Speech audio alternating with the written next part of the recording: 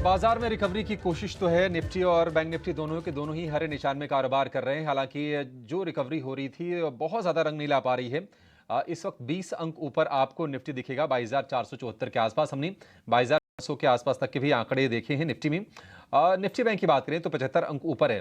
हालांकि ये broader market से संकेत बहुत अच्छे हैं। हर एक गिरने वाले शेयर के मुकाबले 3 बढ़ने वाले शेयर बाजार में हैं। तो मिड कैप में, स्मॉल कैप में आज फिर से रौनक है और खासतौर से हम देखने की डिफेंस वाले शेयर आज फिर से जबरदस्त मजबूती के साथ ट्रेड कर रहे हैं। और सीएलएसए की जो रिपोर्ट आई थी आईटी शेयरों को लेकर, तो आईटी शेयर आज बाजार को सपोर्ट देने का काम कर रहे हैं। लेकिन क्या यह सपोर्ट बढ़ेगा? क्या 22,500 के ऊपर निकलेगा निफ्टी? क्या आपको इंडेक्स में लॉन्ग करके चलना है? ये सब कुछ जानेंगे थोड़ी देर में, अपने एक्सपर्ट से समझेंगे कि आपकी रणनीति क्या होनी चाहिए। लेकिन चलिए शुरुआत इस चीज से कर लेते हैं कि इस शो में आगे हम खास क्या करने वाले हैं। 2:35 पर हम लेकर आएंगे क्लोजिंग ट्रेड। 2:40 पर आपके लिए होगा ऑप्शंस के चैंपियन और मार्केट एट 3 बजे आपके लिए हम लेकर आएंगे। इसके अलावा 3:05 पर हम ये जानेंगे कि डीलिंग रूम का हाल क्या है। खास सेगमेंट खबर गर्म है आपके लिए लेकर आएंगे। बीटीएसटी या फिर एसटीबीटी ट्रेड होगा 3:15 पर। और इवेंट्स टू वॉच यानी कि कल के लिए बाजार पर असर डालने वाले इवेंट्स के बारे में हम पूरी जानकारी लेंगे 3:20 पर फटाफट अंदाज में 1 से 1.5 मिनट के अंदर। लेकिन पहले ये जान लेते हैं कि बाजार में इस वक्त क्या हो रहा है। 5 बड़ी बातें हाईलाइट से करेंगे शुरुआत। तो बाजार में निचले स्तर से अच्छी रिकवरी है। निफ्टी 140 अंक सुधर कर 22,500 के पास है। बैंक निफ्टी में नीचे से करीब 330 अंकों के आसपास का हम बढ़िया सुधार देख रहे हैं। हालांकि 22,500 ही एक हर्डल के तौर पर भी निफ्टी के लिए इस वक्त काम करता हुआ दिख रहा है। अगर हम निफ्टी बैंक की बात करें तो 47,600 के पास है। एक्सिस बैंक से, एसबीआई से आज हमें सपोर्ट देखने को मिल रहा है। और हमने देखा था कि एसबीआई से, एचडीएफसी बैंक से कल के सत्र में भी हमने सपोर्ट देखा था। सीएलएसए की रिपोर्ट अच्छी आई है आईटी कंपनीज को लेकर। और HCL tech, TCS, tech Mahindra, ये तमाम शेयर आज मजबूती के साथ ट्रेड करते हुए दिखाई दे रहे हैं। इस पर भी हम समझेंगे कि आपके लिए आईटी में कहां पर बन रहे हैं।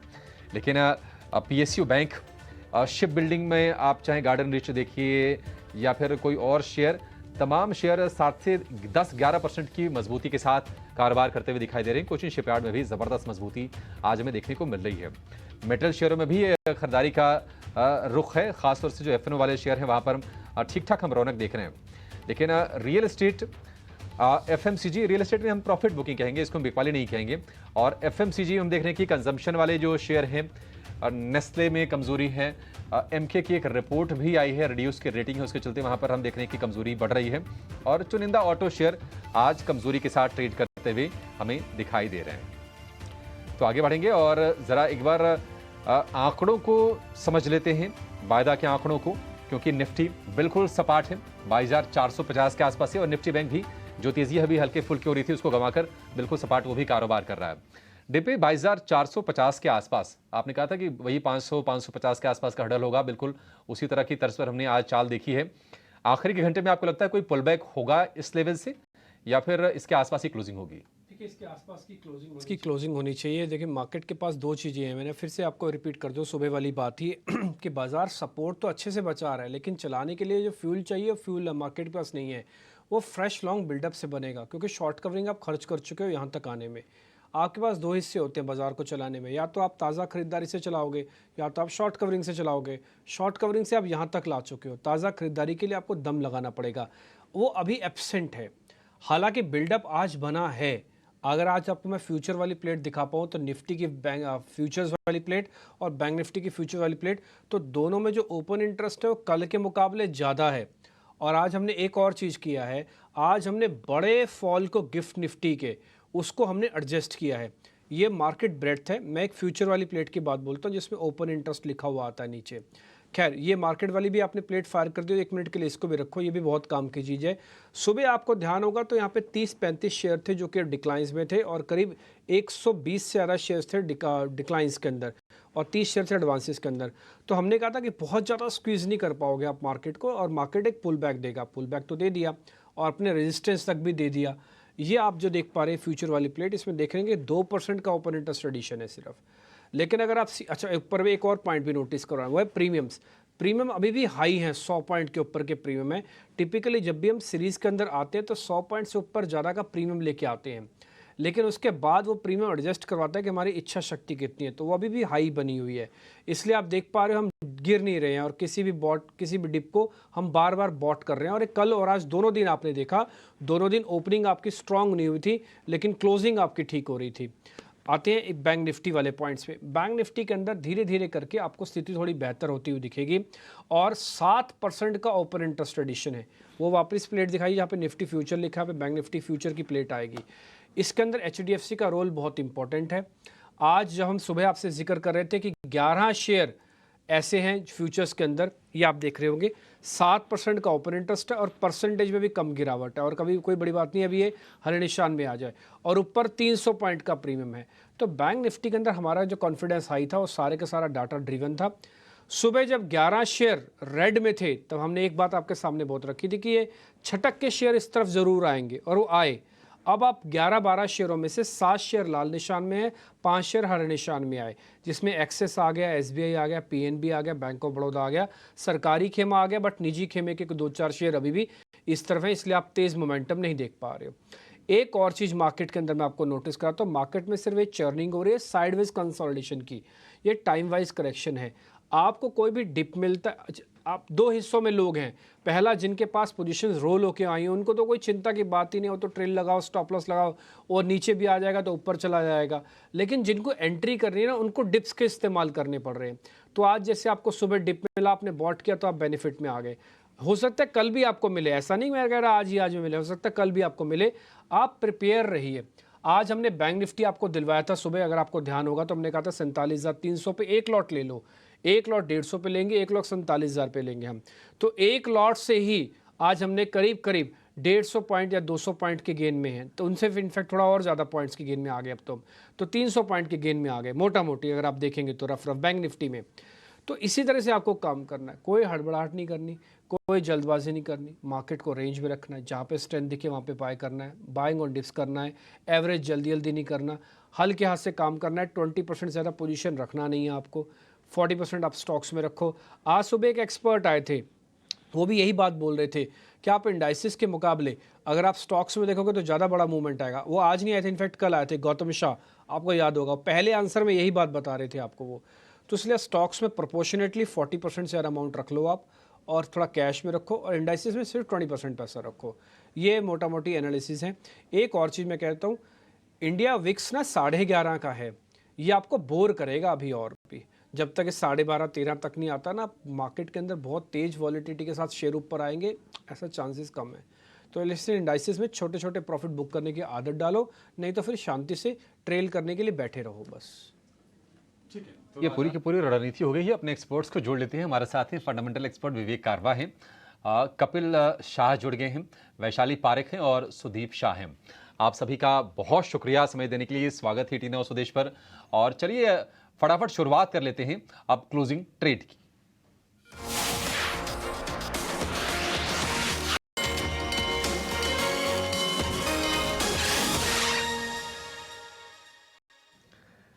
क्लोजिंग ट्रेड, सुदीप शुरुआत आपसे करना चाहेंगे। बताइए आपके शेयर कौन से हैं, आप क्या ट्रेड करने की सलाह दे रहे हैं?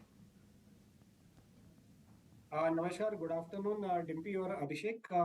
जो हिसाब से मुझे लग रहा है मार्केट जो एक साइडवेज कंसोलिडेशन में जा रहा है और निफ्टी भी कुछ नहीं कर रहा है, 10-15 पॉइंट प्लस माइनस ट्रेड कर रहा है और बैंक निफ्टी 100-100-150 पॉइंट के रेंज में ट्रेड कर रहा है। तो मुझे लग रहा है थोड़ा स्टॉक स्पेसिफिक रहना ज्यादा मायने रखेगा। और यहाँ पे मुझे लग रहा है एक स्टॉक में जहाँ पे बढ़िया मोमेंटम पिछले आधे घंटे 1 घंटे से आ रहा है और इनफैक्ट एक अच्छा बिल्डअप बन रहा था और आज ब्रेकआउट हम देख रहे हैं, वो है PNB में, पंजाब नेशनल बैंक। तो यहाँ पे हमने देखा है कि ये तकरीबन 2 महीने के बाद ये स्टॉक में ब्रेकआउट आया है।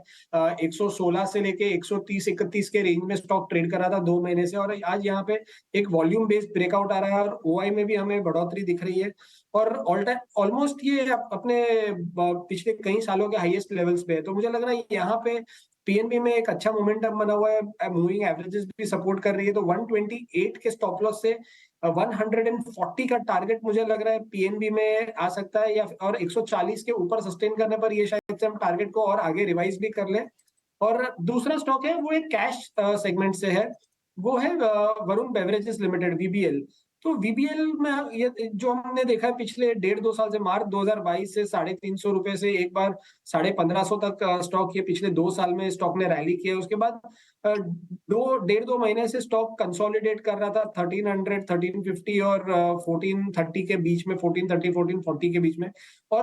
और हमें ये चीज को एक बार ये भी याद रखना चाहिए कि यही समय था जब मिड कैप्स और स्मॉल कैप्स में काफी धुलाई हुई थी। तो रिलेटिवली ये स्टॉक में एक बेटर स्ट्रेंथ है। कंपैरेटिव एनालिसिस यदि हम करें तो काफी मिड कैप से स्ट्रॉन्गर, मिड कैप इंडेक्स से भी ये काफी रिलेटिव स्ट्रेंथ बता रहा है। तो मुझे लग रहा है यहाँ पे वीबीएल पे हमारी नजर होनी चाहिए। और ये एक कंसोलिडेशन ब्रेकआउट है ऊपरी स्तर पे, तो 1430 के स्टॉप लॉस से मैं वीबीएल को रेकमेंड करना चाहूंगा 1560, 1600 के टारगेट्स के लिए। ठीक है, तो पीएनबी 140 रुपए के टारगेट के लिए और वरुण बेवरेजेस के लिए टारगेट है 1550 रुपए। और आज हम देख रहे हैं कि गर्मी से जुड़े जो शेयर है, कल भी हमने रौनक देखी थी वोल्टास में या फिर ब्लू स्टार में, आज भी वो कंटिन्यूड है और उसमें आज लिस्ट में जुड़ गया है वरुण बेवरेजेस भी। हमारे एक्सपर्ट के रडार पर भी अब ये शेयर आने लगे हैं। वरुण बेवरेजेस के लिए स्टॉप लॉस होगा 1430 रुपए का। ये दो शेयर सुदीप की खरीदारी की तरफ। वैशाली जी, आपके लिस्ट में कौन से शेयर हैं? क्या दोनों के दोनों लॉन्ग वाले ही हैं? एक्चुअली मैंने भी पंजाब नेशनल बैंक ही चुना था, बट सिंस इन्होंने दिया है ऑलरेडी तो मैं शिफ्ट करूंगी दूसरा स्टॉक जो मुझे अभी भी सही लग रहा है। ऑलरेडी 3.5% ऊपर चल गया है और मैंने हमारे क्लाइंट्स को भी रेकमेंड किया है। So I am looking at Muthoot finance. Weekly breakout की तरफ आ रहा है तो 1650 का टारगेट रहेगा। यहाँ पे है 1622 फिलहाल चल रहा है। तो 1590 के स्टॉप लॉस के साथ इसको खरीदा जा सकता है। 1650 विद द फर्स्ट टारगेट, और अगर ये ब्रेकआउट दे रहा है तो फिर 1670 का नेक्स्ट टारगेट। सो एक है मुथूट फाइनेंस और दूसरा मैं देना चाहती हूँ वो है Bajaj finance. So technically very well placed right now. एक नया राउंड ऑफ मोमेंटम शुरुआत लग रहा है। So I would say that ये स्टॉक में भी अपसाइड पोटेंशियल काफी है। 7550 का एक टारगेट रहेगा और स्टॉप लॉस रहेगा अराउंड 72। ठीक है, बजाज फाइनेंस हो गया और मुथूट फाइनेंस हो गया, दोनों फाइनेंस वाली कंपनी है। अच्छा वैशाली, कल हम आपको बहुत याद कर रहे थे, आपको याद है ना, आपने कल बीईएल का एक शेयर दिया था भारत इलेक्ट्रॉनिक्स का, वो बहुत ही बढ़िया चला था कल। और आज सुबह भी हम इसको डिस्कस कर रहे थे, एक एक्सपर्ट्स ने और भी दिया था, हालांकि उन्होंने कंडीशन लगा दिया कि अब इस शेयर के अंदर और मोमेंटम है तब आप इसको प्लस करना। बट बीईएल जैसा बेहतरीन शेयर देने के लिए बहुत बहुत शुक्रिया आपका, थैंक यू वेरी मच। और उम्मीद करते हैं आपका मुथूट फाइनेंस और बजाज फाइनेंस भी अच्छा चलेगा। हालांकि मुथूट फाइनेंस मेरे को लगता है थोड़ा चल भी गया है, हालांकि गोल्ड के प्राइसेस जिस तरह से चल रहे हैं ना, उसको भी अलग कंपनी को देखना चाहिए। ये सबकी बैलेंस शीट बदल जाएगी मुथूट और मन्नापुरम की, अगर गोल्ड 1 साल के लिए हाई पे टिक गया तो, सिर्फ 1 साल के लिए हाई पे टिक गया। लोगों का व्यू तो ये है कि 2-2, 3-3 साल भी हो सकता है हाई बनाए आगे चल के। बट एनी हाउ, पीएनबी भी इंटरेस्टिंग प्ले है। आज सरकारी बैंकों के ज़्यादातर शेयर ठीक हैं। आप बैंक ऑफ बड़ौदा चेक भी करो, एसबीआई भी चेक करो, ये ज़्यादातर का बैलेंस शीट्स ठीक हो रही हैं।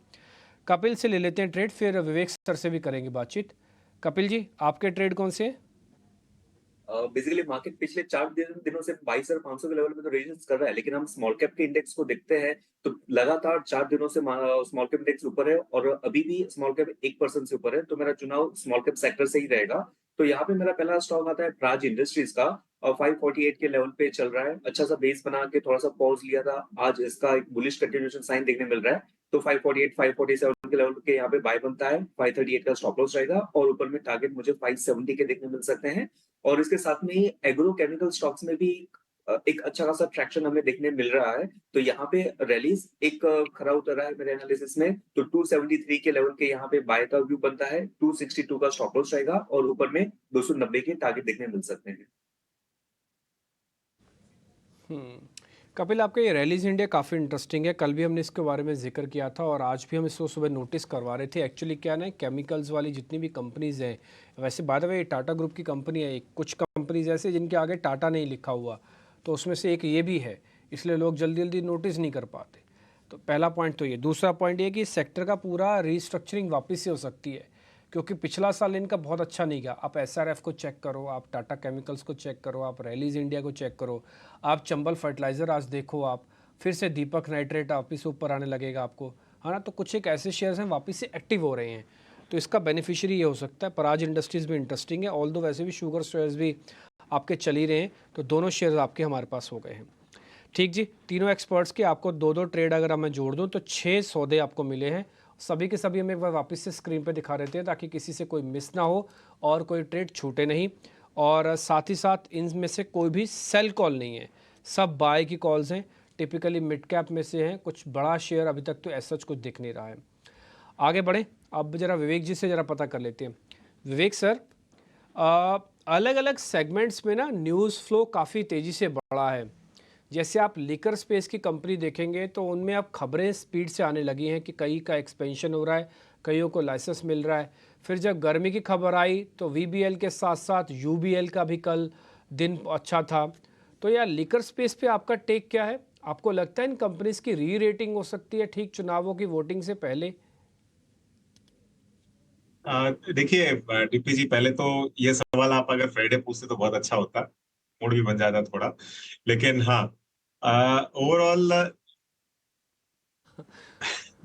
ओवरऑल ओवरऑल लिकर स्पेस पे मैं बहुत बुलिश हूँ। क्यों बुलिश हूँ? इसके खाली जो लोकल फैक्टर्स अभी हो रहे हैं उसको लेके नहीं, लेकिन आप अगर ग्लोबल फैक्टर्स भी देखो और जो पर कैपिटा कंजम्पशन होता है लिकर का, भारत में जो वर्ल्ड ओवर है एवरेज उसका 10% भी नहीं है।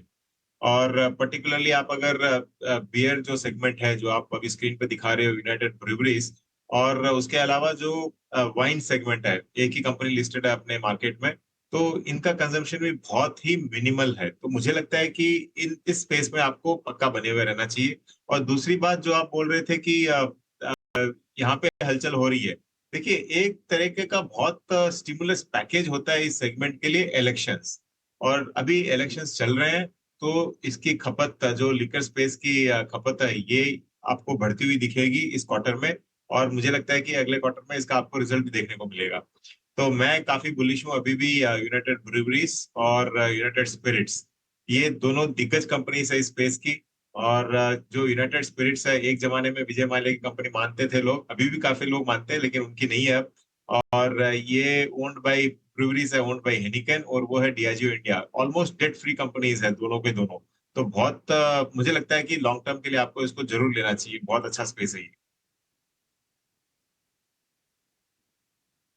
यूबीएल, यूएसएल दोनों ऐसी कंपनीज है जिस पे अभी आपको बुलिश व्यू रखना है। और यूबीएल तो बढ़िया ब्रेकआउट दे रहा है, कैंडिडेट है और अच्छा चला भी है। और आज भी आप देखो, आपको बकायदा हरे निशान में दिख रहा होगा, जबकि मार्केट अभी भी थोड़ा चल करने की कर रहा है कोशिश। एक दो शेयर जरा और पता कर लेते हैं जहाँ पर आज मार्केट का मोमेंटम काफ़ी अच्छा है, और या मैं बोलूँगा कि यहाँ पे पोजीशनिंग काफ़ी अच्छी बनती हुई दिख रही है। एक बार जरा एस्कॉर्ट्स दिखाएं, सुबह से बढ़िया चल रहा है। एस्कॉर्ट्स करीब 4.5% ऊपर है, लेकिन इसमें बिल्डअप उतना स्ट्रांग नहीं है। बिल्डअप के साथ एक सीयू भी दिखाते हैं। कपिल, आपको ध्यान है 2-3 दिन पहले, मैंने 2 दिन पहले ही आपसे ही पता किया था ना ये सिटी यूनियन बैंक के बारे में, तो आपने कहा था कि नहीं शेयर बढ़िया है, चलेगा अच्छा सा। सर आपको पता है उसके बाद ये और चला था। आज भी सिटी यूनियन बैंक 3% और ऊपर आया हुआ है। सर ये कितना और चलेगा? डेज हाई पे आ गया। आपको ध्यान है कल ही शायद पता किया था मैंने आपसे। थिंक ये स्टॉक 142 के लेवल के यहाँ पे था, तभी हम डिस्कस कर रहे थे, और वैसा व्यू बन रहा था कि 146 147 तक का इसका शॉर्ट टर्म में या फिर इंट्राडे टू वन डे में मूव आना चाहिए। तो आज के दिन में ही ये स्टॉक 150 के लेवल पे तो आ गया है, और 150 के ब्रेकआउट, तो ये इसको हम फ्रेश ब्रेकआउट मानते हैं, और इसकी चाल और भी ऊपर में हमें देखने मिल सकती है। और इसका नेक्स्ट बेस्ट जो रेजिस्टेंस लेवल हम देख रहे हैं इन शॉर्ट टर्म, अगेन 154 के लेवल के यहाँ पे हमें देखने मिल रहे हैं। ठीक है, बहुत बढ़िया। आप यानी कि और कह सकते हैं और चल सकता है। तो एक काम करो, जिनके पुराने वाले हैं ना उनको तो ट्रेलिंग स्टॉप लॉस लगाओ, तो इसलिए आप होल्ड और बाय दोनों का ठप्पा लगा दो इस पे। आप स्टैंपिंग ज़रूर लगाओ ताकि पता तो लग पाए कि जो डिस्कशन हुआ उसका निष्कर्ष क्या निकला, उसका कंक्लूजन क्या निकला है। लिखतम और वक्तम दोनों होना चाहिए। वक्तम तो हो ही गया, लिखतम वाला स्टैंपिंग आप करो। इस पर बाय भी लगाओ और होल्ड भी लगाओ। होल्ड उन लोगों के लिए जिनके पास पुराना पड़ा है, बाय उन लोगों के लिए जिनको नया लेना है। ठीक है, थोड़ा सा स्टॉप लॉसेस वगैरह आपने चेक कर लेना जो आपको कपिल जी ने बताए हैं। और पुराने वालों के लिए तो खैर पॉम्प आ रहा है, उनकी तो कोई दिक्कत ही नहीं है, आगे बढ़ते हैं। अक्षय पी भागवत है हमारे साथ ऑप्शंस का ट्रेड बताने के लिए। आइए करते हैं उनका स्वागत।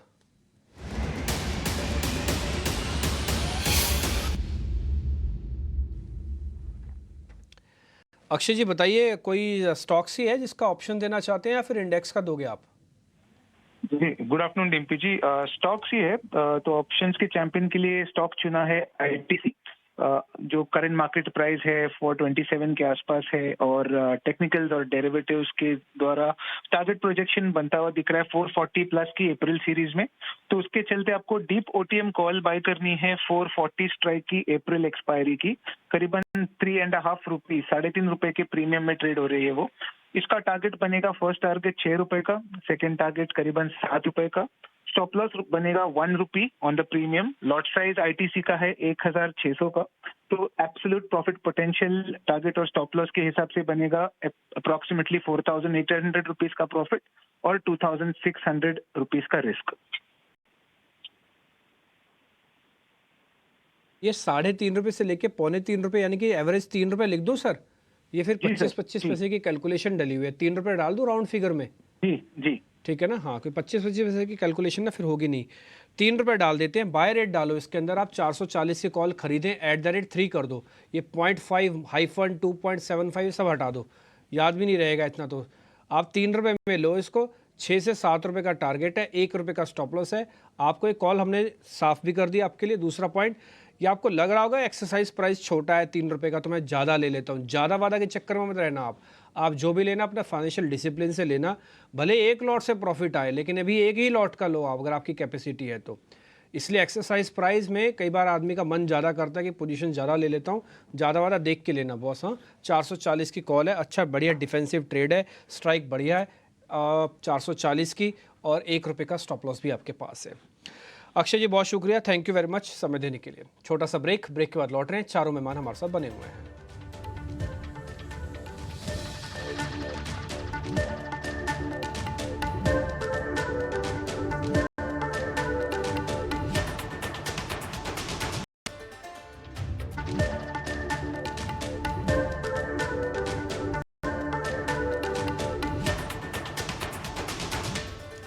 ब्रेक के बाद आपका फिर से स्वागत है। बाजार के लेवल्स में ज़्यादा बदलाव नहीं है, निफ्टी सपाट है बिल्कुल, 2-3 अंक की गिरावट के साथ ट्रेड कर रहा है, हल्की सी मामूली सी वहाँ पर प्रेशर हम देख रहे हैं। निफ्टी बैंक में फिर से रिकवरी की कोशिश बन रही है, अब 70 अंक ऊपर है निफ्टी बैंक, इस वक्त 47,600 के ऊपर जाकर कारोबार कर रहा है। लेकिन आज के सत्र में इस सुस्ती के बीच में भी कहीं अगर ज़्यादा एक्शन है तो वो है शिप बिल्डिंग वाली कंपनीज, गार्डन रीच हो गया या फिर कोचिन शिपयार्ड हो गया, ये शेयर बहुत तेज़ी से चल रहे हैं। इनके पीछे के ट्रिगर्स क्या हैं, ऑर्डर बुक की स्थिति क्या है, ये बताने के लिए हमारे सहयोगी शरद दुबे जुड़ गए हैं। शरद बताइए क्यों दौड़ रहे हैं शेयर आज ये? जी बिल्कुल, बहुत स्ट्रॉन्ग वॉल्यूम्स जो है शिप बिल्डिंग स्टॉक्स में देखने मिले। और जब मैं शिप बिल्डिंग स्टॉक्स के बारे में बात करता हूँ तो 3 अहम बड़े स्टॉक्स सामने आते हैं, GRSC, कोचिन शिपयार्ड और मज़गांव डॉक। ऑफकोर्स डिफेंस का थीम का तो बज़ है ही, लेकिन इंपॉर्टेंटली जो बहुत ट्रिगर्स आए हैं उस पर फोकस करते हैं। सबसे पहले जो पॉजिटिव ट्रिगर्स है इंडस्ट्री के लिए उस पर मैं बात करूँगा। नेवल कैपिटल एक्सपेंडिचर, ये एक बड़ा आंकड़ा है, लगभग 4.5 लाख करोड़ का टारगेट है। इसके अलावा जो शिप रिपेयर का इंडस्ट्री है वो भी 18,000 करोड़ तक हो सकता है विद साल 2030 तक। और जो शिप की डिमांड है 2027 तक जो है एक्सपेक्टेड है कि वो डबल से ज़्यादा हो जाए। करंटली फ्लीट में 130 to 140 है, अब वो 200 बड़े शिप हो सकते हैं। और भारत में देखा जाए तो 8 पब्लिक सेक्टर ऑर्गेनाइजेशंस और 13 प्राइवेट सेक्टर ऑर्गेनाइजेशंस हैं। इसके अलावा गवर्नमेंट ने भी जो है ओवरऑल पॉजिटिव ट्रिगर में फिस्कल इंटरवेंशंस लाए, जहाँ पे GST को जो है कम किया है, बहुत सारे शिप चार्जेस को वेव ऑफ किए हैं ताकि शिपिंग इंडस्ट्रीज़ को जो है ओवरऑल एक अच्छी इम्पीटस मिल पाए। और मिनिस्ट्री ऑफ डिफेंस का भी टारगेट है कि $5 बिलियन का एक्सपोर्ट्स विद साल 2025 में देखने मिल सकता है। तो एक गवर्नमेंट का पुश है, एक डोमेस्टिक मार्केट का रिक्वायरमेंट है। और इम्पॉर्टेंटली ये जो 3 कंपनीज़ हैं GRSC, इनके अगर ऑर्डर बुक के बारे में बात करें तो लगभग 24,000 करोड़ का ऑर्डर बुक पे है और 1 साल के रिटर्न देखें तो ऑलमोस्ट 100% रिटर्न आया है। वही कोचिन शिपयार्ड का ऑर्डर बुक भी 20,000 करोड़ के ऊपर 21,500 का आंकड़ा है ये। और इसका रिटर्न देखिए, 4 गुना रिटर्न दिया है इन्वेस्टर्स को, 340% रिटर्न आया है। वही मज़गांव डॉक का भी ऑर्डर बुक देखें तो वो तो लगभग 40,000 करोड़ के तरफ आ रही है और इन्वेस्टर्स को भी लगभग 230% से ज़्यादा का रिटर्न दिया है। तो ऑलरेडी ये स्टॉक्स चल चुके हैं और अब जो है इस स्टॉक्स में फिर से एक वॉल्यूम पिकअप देखने मिल रही है आज दिन के ट्रेड में।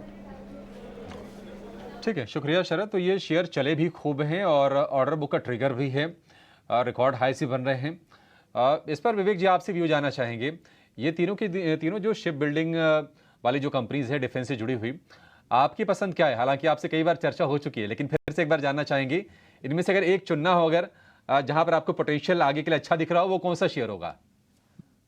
देखिए अभिषेक, ऐसे आप अगर एक पैरामीटर देता हूँ उसको अगर रख के आप देखो तीनों स्टॉक को, तो लगेंगे कि तीनों ही बहुत ही मजेदार स्टॉक्स है। कारण इन जो ऑर्डर बुक है, ये लगभग इनका जो मार्केट कैपिटलाइजेशन आज का उससे ज्यादा ऑर्डर बुक है। मतलब उदाहरण के लिए अभी जैसे आप कोचिन के लिए बोल रहे थे, 20 मतलब मजगांव डॉक के लिए बोल रहे थे 40,000 करोड़ का अगर ऑर्डर बुक है तो 45,000 करोड़ की तो मार्केट कैप है खाली। मतलब इतना शानदार ऑर्डर बुक। और जैसे ही वापस नई सरकार बनती है और सरकार का वापस फोकस होता है डिफेंस पे, तो एक तो जो शिप बिल्डिंग का कारोबार है वो भी, और दूसरी तरफ डिफेंस का प्ले, तो ये 2 in 1 प्ले है। मुझे लगता है कि इसमें बने रहना चाहिए। और मजगांव डॉक मेरा फेवरेट पिक रहेगा यहाँ पे, क्योंकि स्ट्रॉन्गर थोड़ी बड़ी कंपनी है, तो ऑर्डर्स जो टेंडर्स में जब जाएगी कंपनी, इनको हो सकता है कि प्रेफरेंस भी मिले। तो शानदार ऑर्डर बुक। आई थिंक अगले 3 साल के लिए तो ये तीनों स्टॉक ही अच्छे करने वाले हैं। स्टॉक्स अच्छे करने वाले हैं, लेकिन मजगांव डॉक है पसंद विवेक जी को। आज हम देख रहे हैं कि जो फार्मा वाली कंपनीज है वहां पर ना सेलेक्टिव बाइंग है। निफ्टी की बात कर लें तो हम देख रहे हैं कि डीवीज में 1.5% के आसपास की तेजी है, इस पर हमने चर्चा भी की थी। लेकिन लॉरस लैब्स में हम देख रहे हैं कि 400 रुपये के आसपास थोड़ा सा समय बिताया था शेयर ने, और उसके बाद अब ये 3-4 सत्र से लगातार मोमेंटम है। 440 रुपये के आसपास के भाव हैं लॉरस के। इस पर वैशाली जी जरा आपसे राय जानना चाहेंगे, लॉरस आपको कैसा लग रहा है, और क्या ये जो मोमेंटम है ये शेयर को और ऊपर ले जाएगा? टारगेट क्या होंगे आपकी तरफ से? लॉरस लैब एक्चुअली आज तो बहुत ही बड़ी कैंडल हुई है और आई थिंक वॉल्यूम भी बहुत ही ज्यादा हुआ है। रेजिस्टेंस में तो आ चुका है, 445 का एक रेजिस्टेंस है। देखना है कल फॉलो ऑन बाइंग है और इसके ऊपर सस्टेन करता है, तो I think it is ready for a breakout even on the weekly chart. तो फिर यहाँ से तो बहुत आगे लंबे टारगेट्स भी दिख सकते हैं। 445 के आगे हम देखते हैं तो फिर ये सीधा 470 480 तक भी ये स्टॉक जा सकता है। ठीक है, लॉरस को लेकर ये व्यू। कपिल, आपसे जानना चाहेंगे, मेटल में हम देख रहे हैं कि आज बढ़िया मूव्स हैं। एक शेयर कोई बताइए जहां पर आपका कन्विक्शन आ रहा हो, क्योंकि हम देख रहे हैं कि नाल्को भी चल रहा है, हिंदुस्तान जिंक के शेयर में भी तेजी है। आपकी पसंद क्या है, कहां पर ट्रेड के मौके बन रहा है आपके हिसाब से? जी, बेसिकली मेटल सेक्टर में हमें काफी अच्छा सुधार देखने मिल रहा है। एक टाइम ऐसा हुआ करता था कि मेटल सेक्टर एक वीक के लिए ऊपर जाता था, लेकिन उसकी जो मोमेंटम थी वो बाद में कैरी फॉरवर्ड नहीं होती थी। लेकिन अभी हम कंसिस्टेंटली एक अपसाइड मोमेंटम देख रहे हैं, तो एक मेटल सेक्टर वाइज एक थोड़ा सा चेंज तो है ही। और इसमें भी काफी सारे स्टॉक जो आपने जिक्र किया, नेशनल एल्यूमिनियम, हिंदुस्तान जिंक, वो काफी दिनों से ऊपर में एक मूव में आ गए हैं। तो कहां ना कहां करंट लेवल पे रिस्क और रेशियो थोड़ा सा डिस्कंफर्टेबल हो जाता है। लेकिन इन काउंटर में से मैं एक स्टॉक को देख रहा हूँ, एपीएल अपोलो को। तो एपीएल अपोलो स्टॉक का प्राइस काफी स्लो एंड स्टेडी रहा हुआ है, और पिछले 2 दिन में ऑफ कोर्स इसमें भी काफी अच्छी मोमेंटम आई हुई है। और इस मोमेंटम की वजह से जो उसके 1600 के रेजिस्टेंस लेवल थे, तो उसके फार में वो निकल रहा है। तो मुझे लग रहा है कि एपीएल अपोलो एक अच्छा ट्रैक्शन हमें यहाँ पे दिखने मिलना चाहिए। 1575 जो आज के दिन का लो है, उसको हम स्टॉप लॉस मान सकते हैं। और ऊपर में स्टॉक की जो अपसाइड मोमेंटम है 1645 1650, यानी आपका 1:2 का भी रिस्क रिवॉर्ड रेशियो इस स्टॉक में अच्छे से बैठ जाएगा। एपीएल अपोलो पसंद है कपिल को। 3 बज गए हैं, और ये जान लेते हैं कि बाजार में अब तक किस तरह का कारोबार हुआ है और कौन से शेयरों में एक्शन दिखा है खबरों के दम पर। मार्केट एट 3 लेकर आएंगे आपके सामने।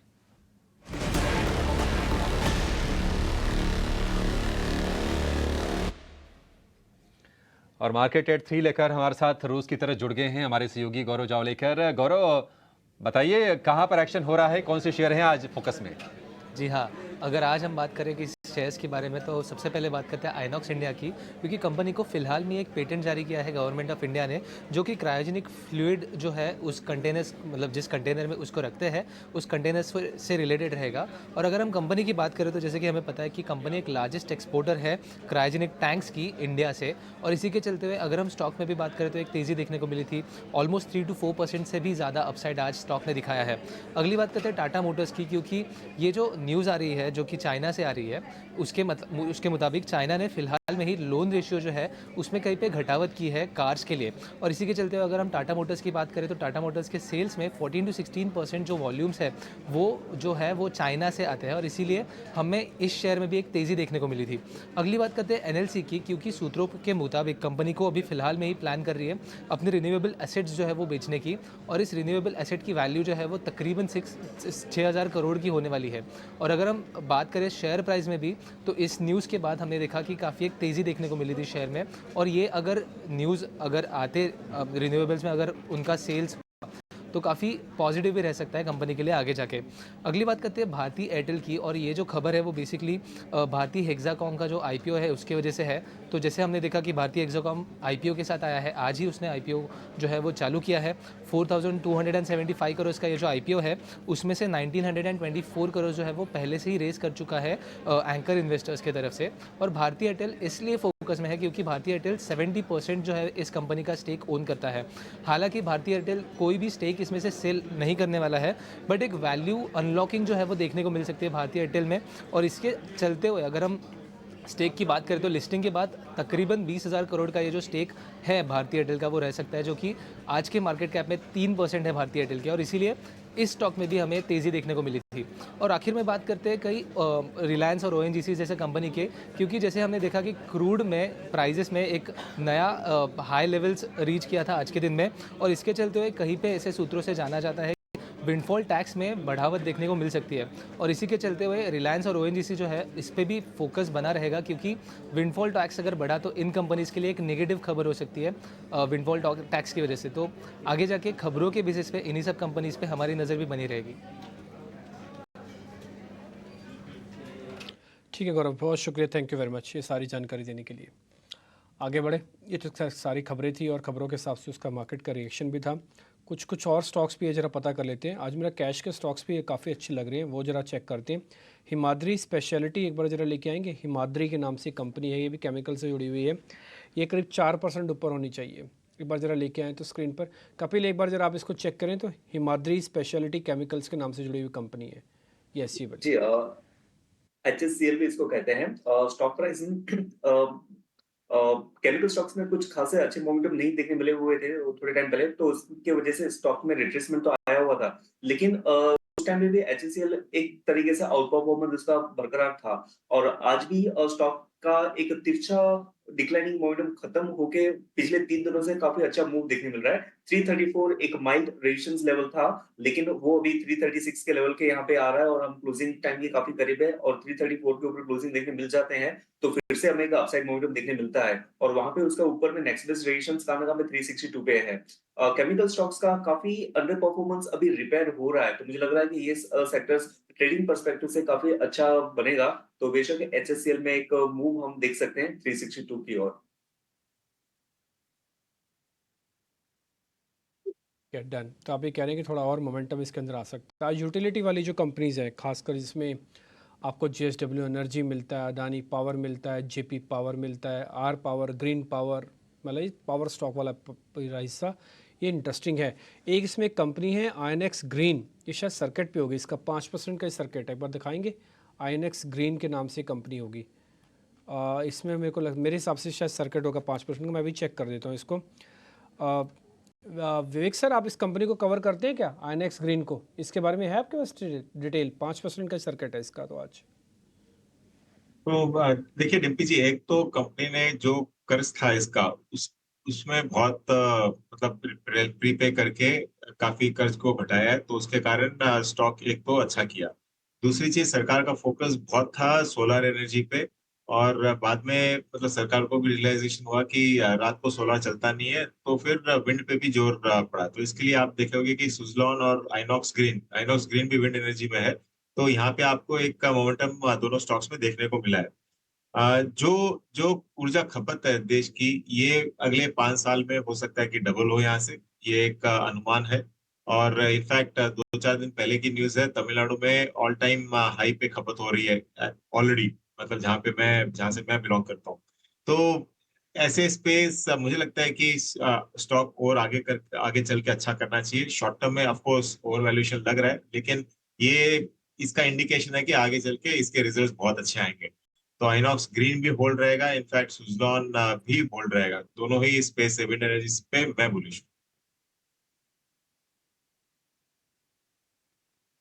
ठीक है, आप इस दोनों स्टॉक्स पे काफ़ी बुलिश दिख रहे हैं और ये मैं आपके सामने चार्ट भी दिखा रहा हूँ आईएनएक्स स्क्रीन का। एक्चुअली जैसे मैंने देखा है तो ये सर्किट पे आज तो आप कुछ नहीं कर पाओगे, लेकिन हाँ स्थिति इसकी काफ़ी बेहतर है। T+1 कैटेगरी का शेयर है, मार्केट कैप करीब 4,000 करोड़ का इसका है। और ये आप ये देखिए कि ब्यूटीफुल इसने एक साइडवेज कंसोलिडेशन का ये ब्रेकआउट करने की तैयारी कर रहा है। ये पूरी तरह से साइडवेज हुआ शेयर था, एवरेजेस का सपोर्ट है और इसकी तरफ से आज की जो कैंडल है वो छोटी छोटी कैंडल्स का एक बड़ा एक ब्रेकआउट है। ये इंटरेस्टिंग प्ले है और आप इस शेयर पे ज़रूर ध्यान रख सकते हैं। खैर हम आगे बढ़ते हैं, एक जानकारी आपको पावर स्टॉक्स के रिगार्डिंग और भी देते हैं। गर्मियों के सीज़न में असल में जो भी विवेक जी भी कह रहे हैं कि बिजली की जो डिमांड है वो अपने पीक पे चल रही है, बिजली की सप्लाई की कमी ना आ जाए, इसलिए सरकार भी एक्शन में अभी से ही आ गई है। ऊर्जा मंत्रालय ने बिजली की सप्लाई की समीक्षा के लिए बैठक बुलाई है। इस पर और ज़रा डिटेल लेते हैं अपने सहयोगी प्रकाश प्रियदर्शी से। प्रकाश जरा बताएं, पावर स्टॉक्स तो मार्केट के अंदर चल रहे हैं, इसके पीछे सरकार क्या सोच रही है? सरकार को भी लग रहा है बिजली की डिमांड बहुत ज़्यादा, तो पूर्ति कहाँ से होगी?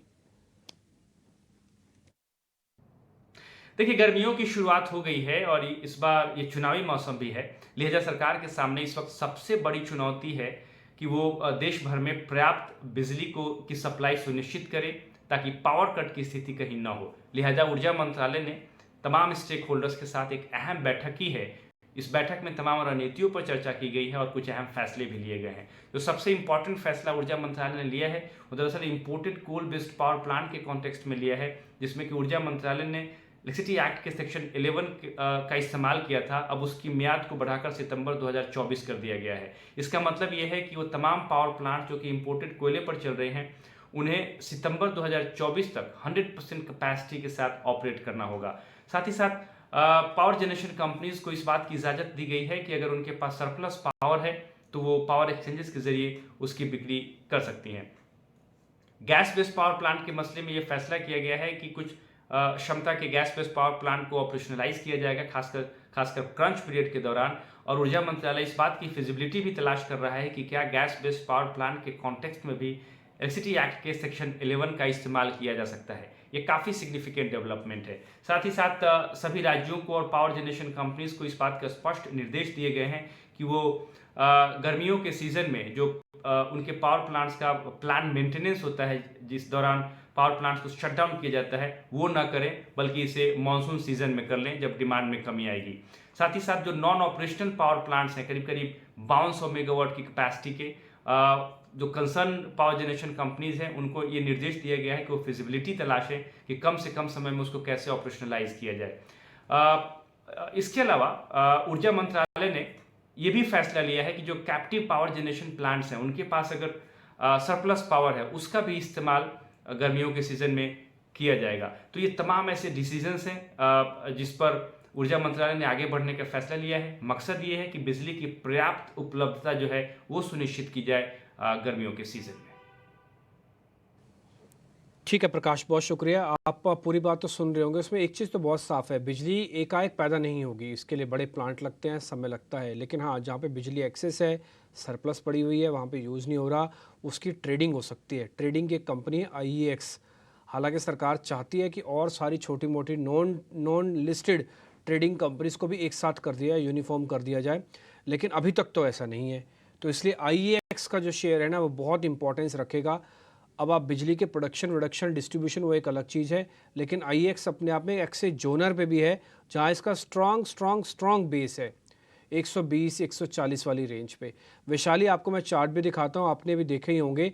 ये देखिए कितना स्ट्रॉन्ग बेस इसके पास है। ये जुलाई 2022 का बना हुआ है और इसको कभी भी इसने ब्रीच नहीं किया। सारी नेगेटिव खबरें इसने 120 से 140 में डाइजेस्ट की हुई हैं। इसका आ रहा है सीज़न। अब क्या IEX को अगले 2-2.5 महीने के लिए, जब तक गर्मियों का पूरा फ्लो चल रहा है, तब तक लेके बैठ जाएं? Definitely think so, because आप देखेंगे Dimpy ji, even on a daily chart ये stock gradually higher bottom formation कर रहा है और रिसेंट भी आप देखेंगे तो अभी भी आप ट्रेड में एंट्री लेना चाहेंगे तो risk reward ratio is pretty favourable. 130 का तो एक डबल बॉटम बन चुका है, 133 है, तो 130 का लेके चल सकते हैं और फिलहाल एक cluster of small moving averages है उसके ऊपर सस्टेन कर रहा है। सो 130 के स्टॉप लॉस के साथ आई थिंक ये स्टॉक को जरूर कंसिडर किया जा सकता है। ग्रेजुअली हम टारगेट्स देखेंगे 155 टू 170।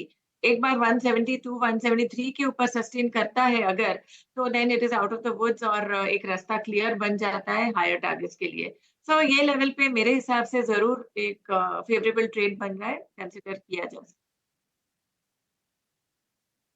है। ट्रेड बन रहा है IEX में 144 रुपए के आसपास का भाव है और इसमें आपको खरीदारी करने की सलाह है।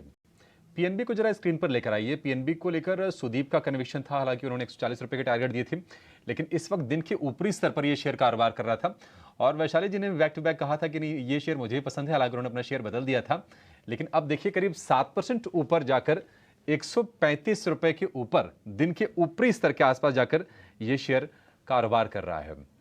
तो पीएनबी में हम तेजी का मोमेंटम देख रहे हैं, लेकिन क्रूड में हमने चूंकि उछाल देखा है तो क्रूड के इंपैक्ट वाले जो शेयर होते हैं आज हम देख रहे हैं कि इंटरग्लोब में करीब करीब 2-2.5% के आसपास की कमजोरी है। कपिल आप जरा बताइए इंटरग्लोब, क्योंकि क्रूड $89 के आसपास कारोबार कर रहा है, 5 महीने के ऊपरी स्तर पर है, कहीं ना कहीं लिंकेजेस हैं डायरेक्ट इसके इंटरग्लोब के, शेयर ये और कमजोर होगा या फिर बाय ऑन डिप्स वाला शेयर है? वो मैं इसलिए कह रहा हूं क्योंकि देखिए कहीं ना कहीं बिजनेस मोमेंटम यहां से पिकअप करेगा, गर्मियों का सीजन है, छुट्टियों का सीजन है, तो टूर ट्रैवल वाले शेयर भी पूरी फोकस में रहने वाले हैं। जी बेसिकली इंडिगो का टेक्निकल स्ट्रक्चर हम देखते हैं तो वो काफी पॉजिटिव नहीं है और इनफैक्ट जो कल का दिन था उसने अपना ऑल टाइम हाई फॉर्म किया हुआ है। तो बेशक जो जिसके पास पोजीशन होती है उसको होल्ड करे, लेकिन ओवर एक्सटेंडेड मूव है और पिछले कुछ ऑयल के प्राइसेस की वजह से पिछले 2 दिन का एक डिक्लाइनिंग मोमेंटम भी देखने मिला हुआ है। हालांकि ये डिक्लाइनिंग मोमेंटम किसी भी हालत में स्टॉक का स्ट्रक्चर डैमेज नहीं कर रहा है। तो यहाँ पे जब भी करेक्शन है तो पिछले टाइम में भी उसने short term moving average like 10 period moving average काफी अच्छा सपोर्ट लेवल काम करता था, जो कि अभी ये short term moving average placed है आपकी कुछ 3250 के लेवल के यहाँ पे। तो थोड़ा सा इंटरमीडिएट करेक्शन आता है तो नीचे के लेवल पे ये स्टॉक एक बाय अपॉर्चुनिटी बता सकता है और 3450 अच्छे सपोर्ट लेवल रहेंगे इसके लिए। ठीक है, इंटरग्लोब को लेकर ये व्यू आज हम देख रहे हैं कि देखिए आपको हेडलाइन इंडेक्स भले ही आपको रेंज में दिखे या फिर थोड़ा सा नरम दिखे, लेकिन बाजार के जब आप अंदर थोड़े गोता लगाएंगे ना तो आपको बहुत सारे ऐसे गर्म स्पेस जरूर मिलेंगे। आज टाइल वाले शेयर चल रहे हैं, सेरा, नेटको, एशियन ग्रेनाइट, वहां पर हम देखने की बहुत अच्छी तेजी दिख रही है। शुगर वाले स्टॉक्स में कल भी तेजी थी और आज भी तेजी है। क्रूड में जिस तरह से हम बढ़त देख रहे हैं, शक्ति शुगर, द्वारिकेश, शिंभावली, केसीपी, डालमिया भारत, ये तमाम शुगर स्टॉक्स आज आपको गर्म दिखेंगे। चाय वाले शेयर भी, चीनी के साथ चाय में भी गर्मी है। McLeod Russel, Dhunseri ventures, Harrison Malayalam, ये शेयर आपको आज मजबूती के साथ ट्रेड करते हुए जरूर दिखाई देंगे। लेकिन आपसे विवेक जी, ये जो टूर ट्रैवल वाले शेयर है ना उसमें आप होटल को भी अगर जोड़ लेते हैं, आज फिर से ठीक ठाक रौनक देख रहे हैं इन स्पेस में। आपको होटल्स में कोई शेयर पसंद है जो आप हाईलाइट करना चाहेंगे? देखिए होटल स्पेस एक्चुअली जो टूरिज्म, ट्रैवल एंड टूरिज्म है ये बूम पे है और मुझे ये बिलीव है कि आगे चल के ये सेगमेंट बहुत ही अच्छा करने वाला है। हाँ, Indian hotels of course large cap में दिग्गज पिक रहेगा क्योंकि और जिस हिसाब से ये लोग एक्सपेंशन कर रहे हैं, नई प्रॉपर्टीज लेके आ रहे हैं, मुझे लगता है कि स्टॉक आगे चल के भी अच्छा करेगा। लेकिन मैं अगर छोटी होटल्स में जाऊं तो मुझे लेमन ट्री यहाँ पे काफी पसंद हो रहा है। क्यों? ये दोनों सेगमेंट को कैटर कर रही है। एक तो जो टूर्स एंड ट्रैवल्स है वो सेगमेंट भी इसमें कैटर हो रहा है और उसके अलावा जो बिजनेस ट्रैवल है ये भी काफी इसमें वो सेगमेंट भी इसमें काफी इंटरेस्टिंग है और बजट स्पेस में आती है। तो आप अगर जितना भी मैं इंक्वायरी करता हूँ, काफी ट्रैवल करता हूँ मैं भी, तो जहाँ पे भी इंक्वायरी करता हूँ यहाँ पे रूम मिलना सबसे ज्यादा मुश्किल हो गया रखा है लेमन ट्री स्पेस में। तो मुझे लगता है कि लेमन ट्री स्मॉलर कैप में सबसे बेस्ट पिक रहेगा और ये अगर 200 भी चला जाए तो मैं सरप्राइज नहीं होगा। और ओवरऑल आगे चल के travel and tours, yes, hotel एक स्पेस वो भी है, मतलब बाकी कंपनीज भी है, इंटरग्रुप तो टॉप पिक रहेगा उसमें, लेकिन हाँ होटल्स में लेमन ट्री मेरा फर्स्ट पिक रहेगा। तौर पर लेमन ट्री उनके रडार पर है विवेक जी के, और लेमन ट्री ने एक और काम किया है कि छोटे छोटे शहरों में, छोटे छोटे डेस्टिनेशंस पर धड़ाधड़ फ्रेंचाइज एग्रीमेंट किया है और अपने प्रॉपर्टीज़ की संख्या को बढ़ाया है। 142-43 रुपए के आसपास का भाव है। एक समय था कि 70-75 रुपए के आसपास था, फिर चला, फिर 100 रुपए के आसपास एक बेस बनाया, फिर उसके बाद फिर से चला, अब 150 रुपए के आसपास वाला ये शेयर है। तो लेमन ट्री में आपको खरीदारी करने की सलाह है। 3:17 हो गए हैं। अपने एक्सपर्ट से अब ये जान लेते हैं कि BTST या फिर STBT को लेकर भरोसा कहां पर है, कन्विक्शन कहां पर है। शुरुआत सुदीप जी आपसे करना चाहेंगे, बताइए आपका BTST या फिर STBT शेयर। अभिषेक, पहले तो मैं PNB को कैरी फॉरवर्ड करना चाहूंगा और उसी के साथ साथ दो BTST जो मुझे लग रहे हैं कि अभी फिलहाल कल के सेशन के लिए अच्छे कर सकते हैं, वो है टाटा पावर है। वो पहला स्टॉक है। पावर क्षेत्र की हम ऑलरेडी काफी डिस्कशन हमने कर चुका है और मुझे लग रहा है जो हिसाब से टाटा पावर में मोमेंटम बन रहा है पिछले 4-5 दिनों से, इनफैक्ट यदि हम देखें 14 मार्च से लेकर 28 मार्च के बीच में स्टॉक कंसोलिडेट करा था, फिर ब्रेकआउट आया और ये धीरे धीरे मोमेंटम यहाँ पे बिल्डअप ही हो रहा है। तो यहाँ पे BTST टाटा पावर में किया जा सकता है 406 रुपए के स्टॉप लॉस से 422 रुपए के टारगेट के लिए। और दूसरा स्टॉक जो मुझे पसंद आ रहा है वो है PSU बैंकिंग स्पेस से, वो है कैनरा बैंक। कैनरा बैंक अपने सबसे उच्च स्तरीय लेवल पे अभी ट्रेड कर रहा है। मेरे हिसाब से 606 का हाई था 6 मार्च का, अब उसको भी क्रॉस कर रहा है।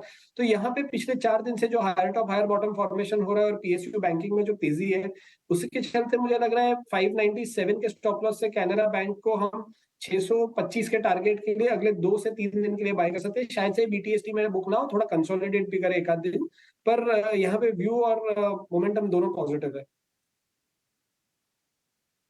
टाटा पावर आपको खरीदना है, 406 रुपए का स्टॉप लॉस, 422 रुपए के टारगेट। और कैनरा बैंक खरीदना है, 594 रुपए का स्टॉप लॉस और 625 रुपए के टारगेट। ये दोनों के दोनों शेयर स्टॉप लॉस के साथ और टारगेट के साथ आपको सुदीप जी ने बता दिए हैं, आप इसको नोट कर लीजिए। ये दो शेयर तेजी वाले सौदे। वैशाली जी, आपके पास भी क्या खरीदारी के ही सौदे हैं या फिर कोई सेल कॉल भी है? कि मेरी इनसे काफी मेंटल टेलीपैथी है। मैंने भी कैनरा बैंक 601 में अभी ही हमारे क्लाइंट्स को दिया है for a target of 615। So of course अभी मुझे चेंज करना पड़ेगा। आई थिंक मैं एक सेल कॉल दूंगी and that is LTI Mindtree 4950 के स्टॉप लॉस के साथ 4650 का टारगेट दूंगी। और दूसरा मैं कैश में एक बाय दूंगी, वो है कीरी केमिकल्स जो है, इंडस्ट्रीज, कीरी इंडस्ट्रीज। आज हम देख रहे हैं दैट यस मोमेंटम में भी है और एक ट्रेंड भी बन रहा है। सो 347 का रेट चल रहा है। मैं स्टॉप लॉस दूंगी 338 का और टारगेट दूंगी 360। LTI माइंडट्री के लिए क्या होगा टारगेट स्टॉप लॉस? कीरी का 338 का स्टॉप लॉस और 360 का टारगेट। और LTI माइंडट्री का 4920 का स्टॉप लॉस और 4600 का टारगेट। ठीक है, 4920 का स्टॉप लॉस, ये सेल का सौदा है LTI माइंडट्री, और 4600 का टारगेट है LTI माइंडट्री के लिए। कीरी इंडस्ट्रीज की बात करें, 338 रुपए का स्टॉप लॉस है और 360 रुपए का टारगेट ये है वैशाली जी की तरफ से। लेकिन निश्चित तौर पर मैच कर रहा है। पिछली बार भी मैंने सुदीप के जस्ट बाद आपके पास आया था, आपके पास भी PNB था, आपने चेंज किया। लेकिन चलिए, कैसे कहते हैं कि ये दिलेरी है कि आपने फटाफट आपने एक शेयर खोज भी लिया बाजार में, और वही शॉर्ट साइड का। कपिल, आपके शेयर कौन से हैं? आप क्या BTST या फिर STBT करने जा रहे हैं? जी, बेसिकली BTST में हम वही देखते हैं कि जो लास्ट हाफ एन आवर में कौन से मूव कर रहे हैं और नेक्स्ट डे में कौन से स्पिल ओवर इफेक्ट हमें देखने मिल सकता है। तो PSU बैंक्स अभी काफी स्ट्रॉन्ग मूवमेंट में है। कैनरा बैंक ऑफ कोर्स दिया गया स्टॉक, तो मैं यहाँ पे बैंक ऑफ इंडिया का सिलेक्शन करूंगा। 145.5 पे चल रहा है, तो इसके कुछ हमें 142 के देखने मिलेंगे और ऊपर में स्टॉक के लेवल कुछ 150 से 152 को हमें देखने मिल सकते हैं। कपिल, एक ही शेयर आपकी तरफ से? जी, एक ही स्टॉक है। ठीक है, बैंक ऑफ इंडिया। सुदीप जी, आप कुछ कहना चाह रहे थे? मैं यही कहना चाहता था कि अगली बार आप वैशाली जी को पहले मौका दे दीजिए और फिर मुझे उनके बाद मौका दे दीजिए, फिर देखते हैं कि दोनों नहीं, के ये अब लग रहा है, ये लग रहा है वैसे भी लेडीज फर्स्ट होना चाहिए। प्रॉब्लम, अच्छी बात है कन्विक्शन। नहीं, ठीक है। देखिए, मैच होना ना अच्छी चीज होती है, हम तो उसको अच्छा मानते हैं। जैसे कि मान लीजिए आपने कहा कि नहीं हमें बाय करना है, फिर कोई और कह दे कि बाय करना है, तो जो दर्शक जो आपको देख रहा है ना, उसके मन में एक चीज़ पक्की हो जाती है कि अच्छा इस पर ना दो लोगों की व्यू मैच कर रहे हैं, इसका मतलब कि बढ़िया शेयर निकाल के दिया होगा। तो हम चाहते हैं कि मैच करें, बार बार मैच करें, और मैच करने के बाद अगर कोई चेंज करके दूसरा शेयर देता है, ये और बेहतर हो जाता है। कहते हैं कि नहीं सोने पे सुहागा हो जाता है फिर तो ये बढ़िया चीज़ ये है। चलिए कुछ और शेयरों पर ज़रा व्यू जानते हैं। और आज हम ये देख रहे हैं कि ये जो गोल्ड फाइनेंस वाली कंपनीज है, इस पर तो हमने खैर व्यू लिया भी है। अब दोनों के दोनों मुथूट फाइनेंस भी चल रहा है, मणप्पुरम में भी हम देख रहे हैं कि 5-5.5% के आसपास की तेजी है। चंबल फर्टिलाइजर पर आप जरा व्यू दीजिए वैशाली जी, कैसा लग रहा है आपको ये शेयर? क्योंकि हम देख रहे हैं कि केमिकल स्पेस, फर्टिलाइजर स्पेस रह के बजिंग होता है और फिर से वो मोमेंटम हमें दिख रहा है। So I would say actually Chambal काफी अच्छा है among all the fertilizer stocks because trend तो ऑलरेडी बन चुका है। So चंबल में एक ट्रेंड बनने के बाद एक अच्छा सा कंसोलिडेशन हुआ है और दोबारा एक कर रहे हैं to come out of the range. So I think 375, 378 एक नियर टर्म हर्डल रहेगा। अगर वो क्रॉस करके सस्टेन कर रहा है तो फिर आई थिंक 380, 390 के टारगेट्स नेक्स्ट दिख रहे हैं। सो मेरा व्यू इस पे पॉजिटिव है। और इसके अलावा हम जीएनएफसी को भी कवरेज देते हैं, तो आई थिंक उसमें भी हमारा व्यू पॉजिटिव है। So overall fertiliser stocks are quite positive. ठीक है, अगर आज आप देखेंगे ना, आपको डाइवर्जेंस दिख रहा होगा, आपको बैंक निफ्टी और निफ्टी के अंदर ऑलमोस्ट डाइवर्जेंस दिख रहा होगा, क्योंकि निफ्टी है लाल निशान में 20 पॉइंट नीचे और बैंक निफ्टी ऊपर है। ये डाइवर्जेंस होना ही है क्योंकि थोड़ा कैचअप रैली वाला हिस्सा भी है, और दूसरा थोड़ा बैंकिंग स्टॉक्स इस समय ज़्यादा सही पोजीशनिंग पे है। अगर थोड़ा ऊपर आ जाए तो ये तो सिर्फ एचडीएफसी के दम पे, थोड़ा एक्सेस के दम पे आज ये शेयर्स ने अपने आप को ठीक किया हुआ है इंडाइसिस ने, और ऑलमोस्ट हम डेज हाई पे बैंक निफ्टी को बंद कर रहे हैं। तो एक काम करें सुदीप, एक छोटा सा काम आप करो, मैं आपको ना एक मिड कैप का एक शेयर बताता हूँ, बैंक ऑफ इंडिया। एक बार ज़रा ये चेक करेंगे आप, आपको ये शेयर ठीक लग रहा है क्या? सुदीप आप ज़रा देखना।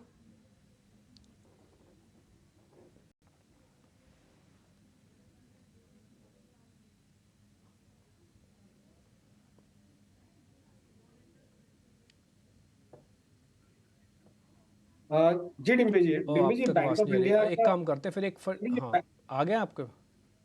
बैंक ऑफ इंडिया का यदि आप चार्ट देखें तो यहाँ पे एक ट्रायंगल ब्रेकआउट नजर आ रहा है, और साथ ही साथ एक बेस जो स्टॉक ने बनाया था 130-35 के रेंज में, 130 से लेकर 136 के रेंज में, वहां से भी मुझे लग रहा है कि एक ये ब्रेकआउट आ रहा है वॉल्यूम्स के साथ। और जो पीएसयू बैंकिंग स्पेस में आज तेजी लग रही है, और इनफैक्ट पूरा का पूरा इंडेक्स में मुझे जो सबसे मोमेंटम लग रहा है, मुझे लग रहा है पीएसयू बैंक इंडेक्स भी यहाँ से 76-7700 के आसपास चले जाएगा अगले 2 से 3 सत्र में। तो यहाँ पे बैंक ऑफ इंडिया में मुझे रिलेटिवली काफी स्ट्रेंथ ज्यादा बेटर लग रहा है। तो 142 के स्टॉप लॉस से मुझे लग रहा है यहाँ पे 153, 155 के लेवल्स भी आ सकते हैं, जो पुराना हाई मेरे हिसाब से 156 का था 2 फरवरी का। ये वापस से वो लेवल को रिटेस्ट करके एटलीस्ट वहां तक अगले 2 से 3 सत्र में जा सकता है। ठीक है सर, डन। तो आप ये कह रहे हैं कि आप बुलिश ट्रेंड है इस पे, आपको ये बढ़िया लग रहा है शेयर, डेज हाई पे भी है। 4 मिनट रह गए, जल्दी से ना मैं आपको ट्रिगर भी बता देता हूँ। मेरी सहयोगी तृप्ति मेरे साथ जुड़ रही है बताने के लिए। तृप्ति बताएं आज के ट्रिगर कौन से हैं? जी, कल जिन शहरों और जिन इवेंट्स पर हमारी नज़र रहना चाहिए उनकी बात कर लेते हैं। सबसे पहले ग्लोबल अपडेट लेते हैं तो कल अमेरिका में बेरोजगारी के दावे आएंगे, और इसके साथ ही यूरोप में कंपोजिट और सर्विसेज पीएमआई के आंकड़े आने वाले हैं। अगर चीन की बात करें तो छिनमिंग के मौके पर कल 4 से 5 अप्रैल को चीन के बाजार बंद रहेंगे। अब भारतीय बाजार का अपडेट ले लेते हैं तो क्रेडिट ग्रोथ और सर्विसेज पीएमआई के आंकड़े आने वाले हैं। इसके साथ ही कंपनीज में क्यूपिड एक शेयर को 10 में विभाजित करेगी। इसके साथ ही क्यूपिड 1 पर 1 बोनस शेयर भी जारी करेगी। सुंदरम क्लेटन और वरुण बेवरेजेस में डिविडेंड के लिए कल शेयर खरीदारी का आखिरी दिन है, जिसके चलते ये फोकस में रहेगा। जीएम ब्रूवरीज में बोनस शेयर इशू और अर्निंग्स और डिविडेंड को लेकर कंपनी बोर्ड मीटिंग करेगी। आईआरबी इंफ्रा में भी कल एक बोर्ड बैठक होने जा रही है। इसी के साथ प्रावेग में वारंट और प्रेफरेंशियल इशू को लेकर कंपनी बोर्ड मीटिंग करेगी, और वेदांता फंड जुटाने को लेकर एक बोर्ड बैठक करेगा। दूसरे इवेंट्स की बात करें तो लोकसभा चुनाव 2024 के पहले कल पीएम मोदी बिहार से चुनावी अभियान की शुरुआत करने जा रहे हैं। ठीक है। ये सारे के सारी इन्फॉर्मेशन आपने दी थी। आईआरबी की भी कल बैठक होने वाली है, वो फंड रेज करेगा। उससे पहले थोड़ा कंपनी चल भी चुकी है। आपको मैं 3-4 शेयर दिखाता हूँ। जैसे देखिए पीएनबी पे भी चर्चा हुई थोड़ी देर पहले, कैनरा बैंक पे चर्चा हुई, बढ़िया चल रहा है शेयर। मैंने अभी बैंक ऑफ इंडिया पूछा। आप कोई भी सरकारी कंपनीज अगर फायर करना चाहें, खासकर सरकारी बैंक, आप देखेंगे बाकायदा सबके सब डेज हाई पर हैं। मैंने तो अभी तक निफ्टी के सिर्फ कंपोनेंट चेक किए हैं, बैंक निफ्टी के। उसमें आप देखोगे SBI, PNB, bank of Baroda और एक थोड़ा बहुत फेडरल बैंक को भी आप जोड़ना चाहे तो वो भी आप जोड़ सकते हैं। छोटे मझोले बैंक भी आप देखना चाहते, सब के सब डेज हाई पे क्लोज करके जा रहे हैं। इनकी वेटेज उतनी नहीं है, इसलिए आपको बैंक निफ्टी एकदम से शूट नहीं हो रहा, लेकिन ये बैंक निफ्टी को कम से कम 48,200 पहुंचाने का ये रास्ता साफ कर रहे हैं कि देखिए बस हमने रास्ता क्लियर कर दिया, प्राइवेट बैंक वाले आ जाओ और इसको उड़ा के लेके जाओ। अब आप देखो 47 से 650 से 400-500 पॉइंट हिलाना बैंक निफ्टी को कोई बड़ी बात नहीं है आज के डेट में, वेटेज के हिसाब से चल जाए तो ठीक है। इंटरेस्टिंग है, कल फिर से बैंक निफ्टी आपका ज़्यादा नोटिसेबल ट्रेड हो जाएगा। 2 मिनट रह गए, मैं आपको एक शेयर वगैरह तो नहीं पता करूँगा कि इस पर क्या करना चाहिए। एक स्ट्रेंथ वाला शेयर पता और कर लेता हूँ, गेल। एक काम करते हैं, कपिल से लेते हैं। कपिल, गेल के पास जिनकी भी पोजीशन है, मैं नया नहीं लूँगा, जिनकी भी पोजीशन है वो क्या पोजीशंस को अपना कैरी करें ना, कोई दिक्कत तो नहीं। 200 तक का टारगेट है हमारा, 197 to 200। बिल्कुल बिल्कुल कैरी कर सकते हैं, क्योंकि पहले की जो उसके 186 187 के इंटरनल रेजिस्टेंस लेवल थे तो उसके ऊपर ही स्टॉक सस्टेन कर रहा है, तो इजीली और भी स्टॉक में अपलिफ्ट हमें देखने मिल सकती है और नेक्स्ट बेस्ट पोटेंशियल उसके 195 तक के बनते हैं, तो स्टॉक को बिल्कुल होल्ड करना चाहिए।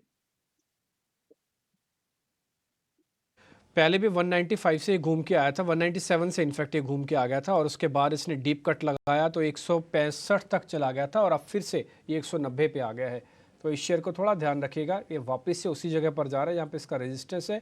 डबल टॉप बनेगा नहीं तो ब्रेकआउट करेगा। आपको थोड़ा अटेंटिव ज़्यादा रहना होगा इस लेवल पे आके। ठीक जी, आगे बढ़े। निफ्टी की आज की क्लोजिंग हमको मिल रही है मामूली से लाल निशान के साथ। बैंक निफ्टी की आज की क्लोजिंग मिल रही है मामूली से बढ़त के साथ। अच्छी चीज़ क्या है? अच्छी चीज़ ये है कि मार्केट अपने रिदम को बचाने में कामयाब हो रहा है। बुरी चीज़ क्या है? वापस उसके बाद का फॉलोअप मार्केट नहीं दिखा रहा। ये आज 3rd डे है, कल परसों और इनफैक्ट चलो 2nd डे मान लो आप, आज दूसरा दिन है जब बाजार अपने सपोर्ट्स को तो बचा रहा है बट उसके बाद की तेज़ी मार्केट में एब्सेंट है। वो इसलिए एब्सेंट है, मैंने आपको ऑलरेडी कई बार बता दिया कि मार्केट में जब तक फ्रेश लॉन्ग बाइंग प्राइस और वॉल्यूम दोनों एक्शन नहीं आएगा तब तक बात बनेगी नहीं। आज प्राइस एक्शन, वॉल्यूम एक्शन तो आ गया, प्राइस एक्शन नहीं आया, हो सकता है कल आ जाए, तो इसलिए चेस किया जा सकता है। बैंक निफ्टी ज़्यादा कंफर्टेबल है, उसका एक हिस्सा मैंने ऑलरेडी आपको भी सरकारी बैंकों के तौर पर दिखा दिया, निजी बैंकों का चलना सिर्फ बाकी रह गया है। आज चंबल फर्टिलाइज़र का दिन बहुत ही शानदार था, बढ़िया चला। गेल का दिन अच्छा था, वो अच्छा चला। CUB, सिटी यूनियन बैंक, उसका दिन अच्छा था, वो चला। इसके अलावा AU बैंक, वो बढ़िया चला। ये मैं कुछ फ्यूचर वाले शेयर बता रहा हूँ जहाँ पर आज मार्केट का मोमेंटम काफ़ी शार्प था और काफ़ी चले हैं। और उसमें लॉरस लैब, मन्नापुरम, GNFC, ये कुछ एक शेयर्स भी आप शामिल कर सकते हैं जहाँ पर आज की क्लोजिंग काफ़ी बेहतर होती हुई दिखी है। इसके अलावा अगर आप निफ्टी 50 का हिस्सा चेक करेंगे कि बाज़ार के अंदर आज के पहले 50 शेयर कौन से थे जहाँ पर आज मार्केट का मोमेंटम फास्ट था, तो उसमें बढ़ने वाले शेयर्स के अंदर अगर आप सूची चेक कर रहे हैं तो VBL, गेल, PFC, ये कुछ एक शेयर्स आपको बढ़िया दिखे। DLF ने भी आज हल्का सा प्रॉफिट बुकिंग करवाई है लेकिन अपने सपोर्ट्स को ब्रेक नहीं किया। कुल मिला के मार्केट का सेटअप ठीक है, एडवांस डिक्लाइन ठीक है, एजिस ठीक है, स्मॉल कैप मिड कैप का इंडेक्स भी आज ठीक ही बंद हुआ है। आज कई शेयरों ने फिर से अपनी लीडरशिप को प्रूव किया है।